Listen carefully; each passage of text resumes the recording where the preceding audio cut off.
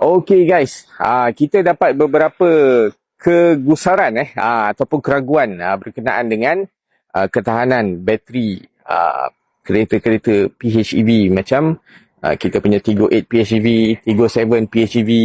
So hari ni kita nak explain sikit berkaitan dengan waranti. Jadi korang tak perlu risau untuk gunakan kereta-kereta PHEV ni. Alright.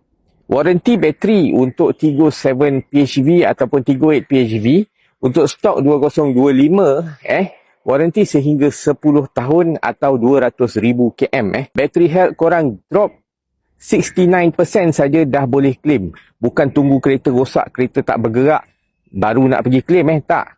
Dan yang keduanya tentang kualiti bateri yang digunakan korang tak perlu risau kerana model ini menggunakan bateri pembekal yang sama dengan jenama T, bukan T daripada Jepun tu, T daripada US tu. So pembekal yang sama digunakan, bateri tu dah terbukti tahan lasak dan digunakan sampai hari ni tak ada masalah. Jadi korang tak perlu risau, ketahanan dia, lasak dia, kualiti dia semua memang mantap dan waranti pun 10 tahun atau 200,000 km mana yang terdahulu sampai. So apa yang kita nak takut?